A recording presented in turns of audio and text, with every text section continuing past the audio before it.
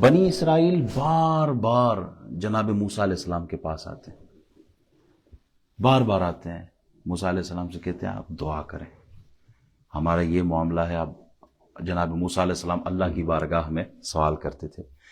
تو نبی کا مقام و مرتبہ کیا؟ خالق اور مخلوق کے درمیان جو رابطہ اور وسیلہ ہے وہ انبیاء کرام ہے۔ ہم وسیلے کے قائل ہیں نا۔ بعض لوگ کہتے ہیں نا وہ یار یہ آپ لوگ پیروں کے پاس، فقیروں کے پاس، بزرگوں کے پاس کیوں جاتے ہیں؟ اللہ ڈائریکٹ سنتا ہے۔ ہم نے کہا کب انکار کیا بھائی، اللہ ڈائریکٹ نہیں سنتا، اللہ ڈائریکٹ سنتا ہے۔ لیکن جب قوم بنی اسرائیل موسیٰ علیہ السلام کے پاس آتے دعا کرانے، تو موسیٰ علیہ السلام نے تو کبھی بھی یہ نہیں کہا کہ بھائی میں نے تم تک اللہ کا دین پہنچایا ہے، ڈائریکٹ جاؤ اللہ کے پاس، کوئی ایک آیت دکھائے اس پر۔ موسیٰ علیہ السلام نے کبھی منع نہیں کیا۔ جب بھی وہ آتے ہیں تو موسیٰ علیہ السلام ہاتھ اٹھاتے اللہ کی بارگاہ۔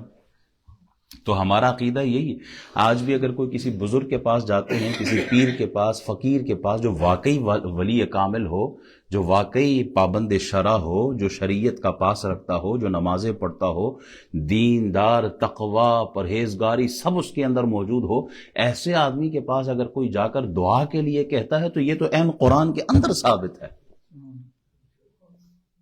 اللہ تو سنتا ہے، اس میں کوئی شک نہیں ہے۔ جناب موسیٰ علیہ السلام نے بھی منع نہیں کیا۔ تو مخلوق جو ہے نبی کے پاس جاتے ہیں اور نبی پھر اللہ کی عنایات ان پر لٹاتا ہے۔ اللہ کی طرف سے جو رحمتیں برکتیں آتی ہیں وہ بذریعہ انبیاء کرام مخلوق پر آتی ہیں۔ پھر آیت نمبر 72 میں